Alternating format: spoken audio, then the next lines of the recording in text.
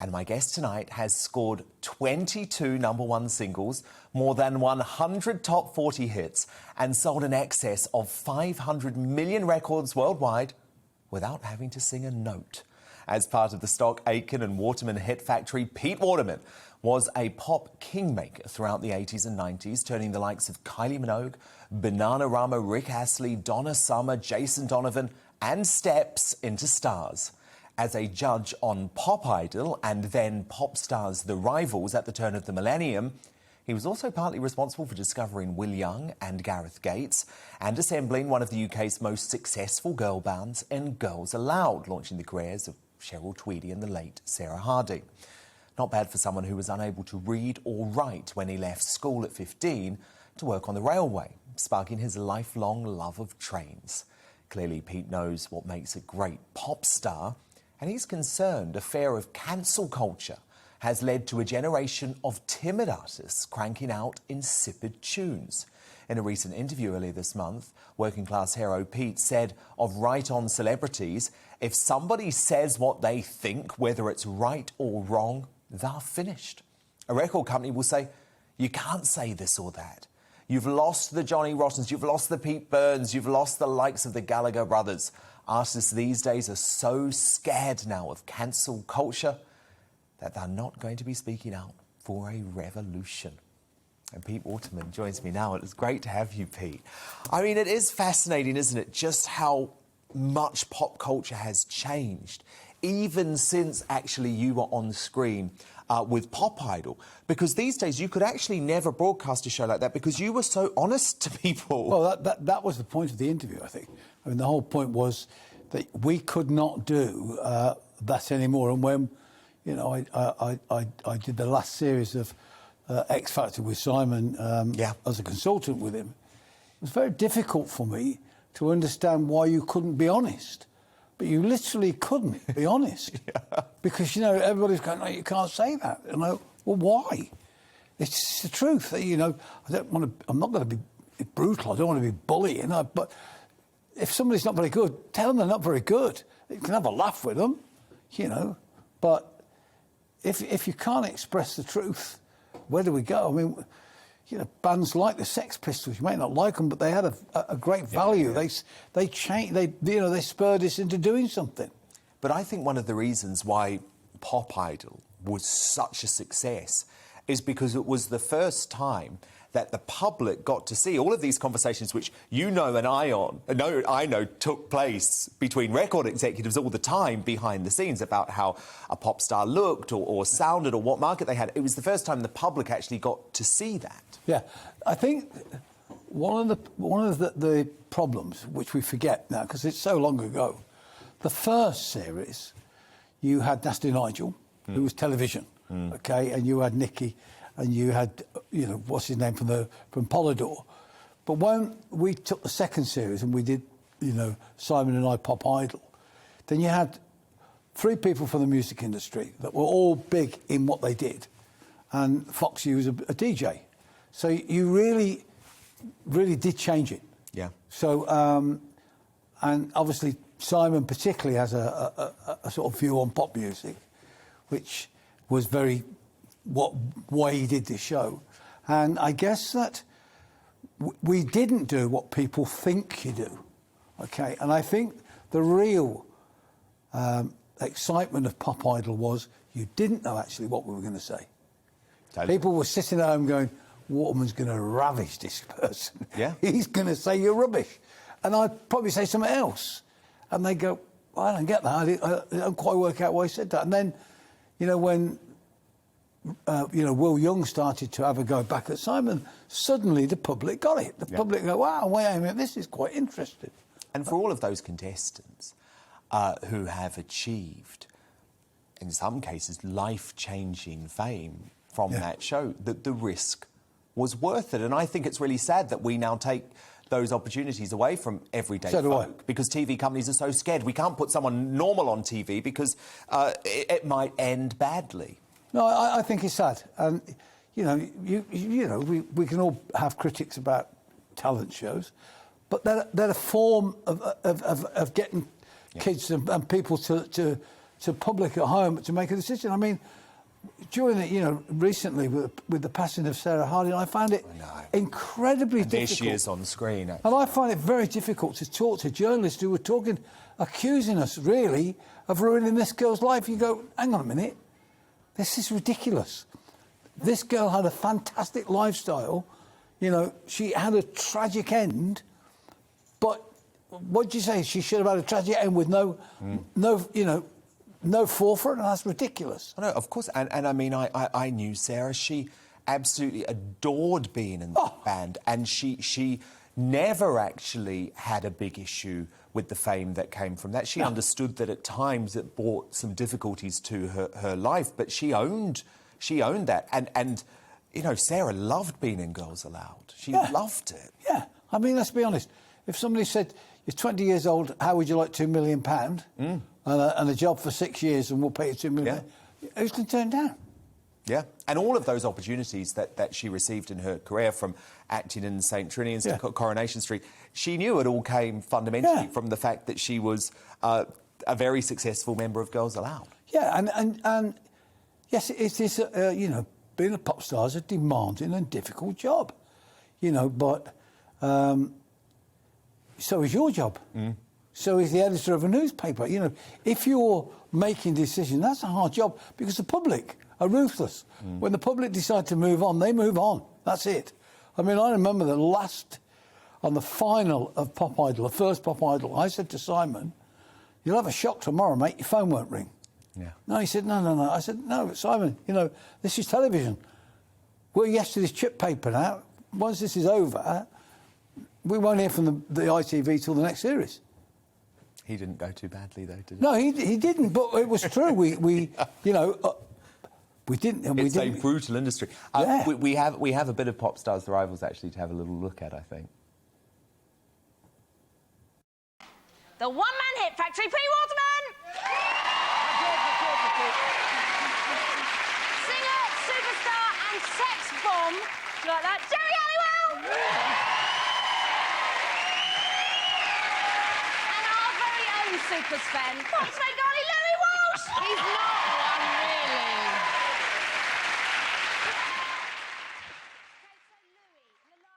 really. Well, it was great fun. I mean, that show was an incredible success. Yeah, no, it was. We had 1, 2 and 3 at Christmas. Girls Aloud went on to be the biggest. I mean, people look back now and realise how big that show actually was. And it was an innocent era. And I think what's so sad now about the revolution towards streaming is that, don't get me wrong, we have a lot of British stars, but British stars these days have to appeal to an international market. That's how streaming works. So an Ed Sheeran or a Dua Lipa or an Anne-Marie or someone like that, it's all about how do we get a song to stream around the world. And what I think you did so well with Stock Aitken Waterman, and what Simon Cowell did so well with his later acts, is that actually he was unashamedly British. It was all about our charts. We didn't care about America. No. We didn't care. It's just... But, we were an independent company. Simon was an independent company. Now all these companies are multinationals. And the streamers, of course, are all Americans. Yeah. And so they control it. Yeah. We don't control it anymore. And you say we used to have what I thought was a creative industry. And we did take on the world. I mean, if you look at the bands that were massive worldwide out of Britain, like the Beatles and the Rolling Stones, and there's so many. We outweighed. I mean, we outpunched. We were way above our weight. When you consider what the Americans had, even in the 60s, to rival the Beatles, didn't. Totally. And I think that we've lost that. We lost it now because we are outrageous here. If part of that quote that you saw, I've just done this documentary about the specials. Yeah. And, because people forget that's where I was at the beginning. And they're very political songs, and right now, very relevant political songs, And I just thought he was amazing. And, they were great songs, but pop songs, and people could dance to them. Yeah. And it's like, people want, but it's punk. No, it's just pop music. Yeah. We'll come to politics in just a moment, actually, but first, Kylie Minogue. arguably your greatest success story. You talk about how brutal the industry is.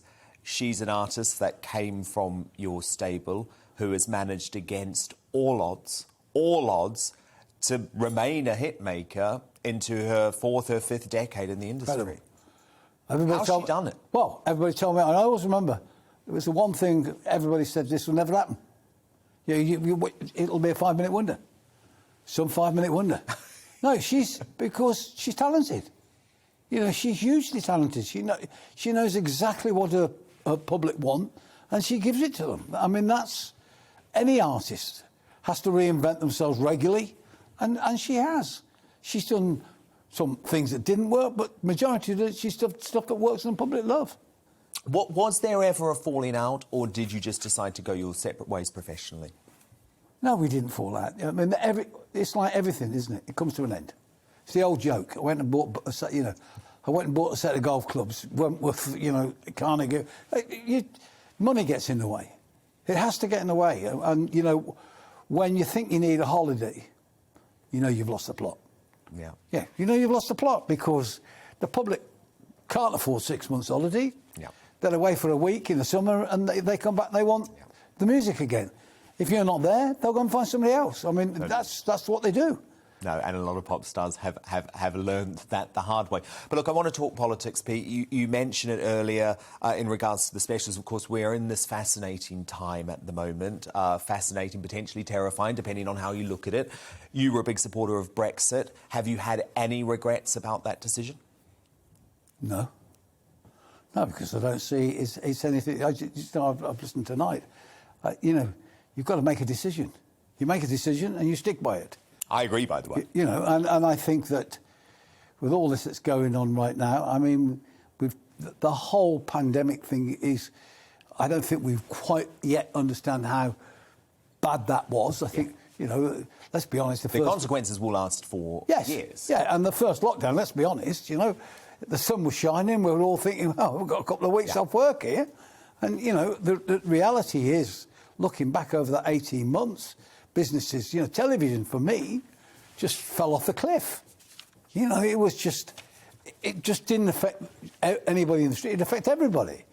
And they just didn't expect it. So I think that you make a decision and you stick by that decision. I think that one of your problems is from the way I see it, is we can always make an excuse of why something doesn't work. There's always going to be problems. But when you tell the public there's a shortage, guess what?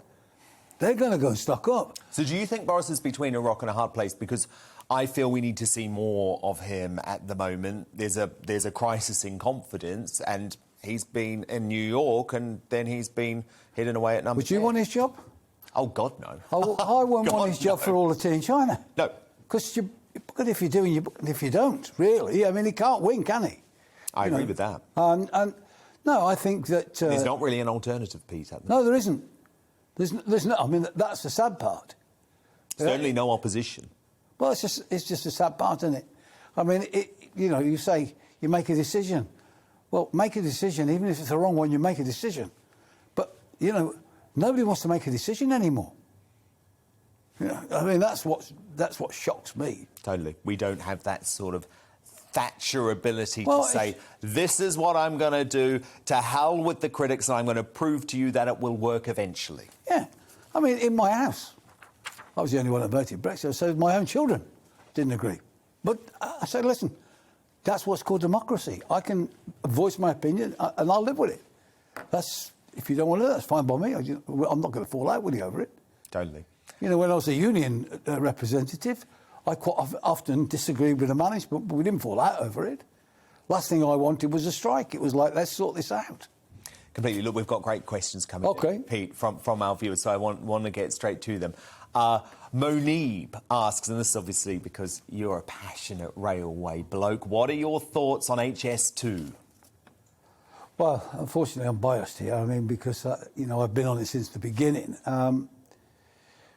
We've seen climate change arguments for the last 3 weeks. People chaining themselves to the motorways. We have a railway system that can deliver it. Yeah. Now, the railway system needs strengthening. It hasn't been strengthened since 1946 or 45. So we've been catching up. We still haven't caught up fully with the So maintenance. we need HS2? We need HS2. Despite the cost? Yeah, because it's cheap. You know, we're talking about the planet, saving the planet. Anything we can do, you know, we've got to save the planet. And we're not going to stop travelling, are we? We're not suggesting that suddenly we don't deliver goods, you know, to houses. So we've got to come up with something that uses less fuel and is more environmentally friendly. Well, look, this is a similar question, actually, on a similar note anyway, and I think we've got some footage of you with your trains as well, which we'll look at in a moment, but there you are. There you are. But this is from Brig, who asks, are the railways best nationalised or privatised? Well, it's an interesting question, and today, obviously, with South Eastern losing the franchise, I think that we're going to get a nationalised railway whether we like it or we don't like it. It may be a semi-nationalised, there may be some management systems, but as long as we don't return to the 70s and the early 80s, then, you know, if we go national with Great British Railways and all it is an exercise to cut budgets and put constraints on the railways, then that could be the worst things that's ever happened to us. Because we can't. We've seen for the last 4 years, people have been involved in the railway from a treasury point of view, making decisions on railways, on engines and trains for service, which really that's going to come back and bite us. And final question, we'll return to music. This is from Josh Smith, who wants to know, how was it like working with Donna Summer, and what were your memories of her? Oh, well, I mean, we're talking about a dream, you know. This was like, she used to go, our studio was upstairs in the building, and we had a toilet downstairs. She'd walk in and, you know, she'd pick the tune up and she'd give it you back. And as a writer and producer, you want somebody that can give you back more than you've, you know, because you've written this little tune, you don't know whether it's any good or it's not. And then suddenly, you know, you hear this coming back to you thinking, did we write this? Or, you know, did we write this? You know, because you sit there and think, I'm not sure we wrote this or not. You know, and she was a lovely person, you know, and the most honest person that I ever worked with, she was, because she told you straight away how, you know, this is what we're going to do. This is what my rules are. I'm not going to bend the rules. So I'll turn up when I want to turn up. If I don't turn up, you're not going to say anything, you know, because we're working on Donna time. And when you notice I don't have a watch, so when I turn up, that's it. That's when we start work. I love it. Well, look, it's fascinating, Pete. We'll speak to you all day, and it's. I don't know if you watched the old repeats of Top of the Pops on the BBC, but they've come through the late 80s, they're into the early 90s now, and you just see the full force of your domination on the British charts at that time. And my goodness, it was a great era of music. Well, it was fun for us. Yeah. Hard work, but fantastic fun. Welcome to the GB News YouTube channel. You can watch us live 24 hours a day, catch up on your favourite shows, and join in the conversation in the comments below. Don't forget to subscribe and you'll never miss any of our exclusive content.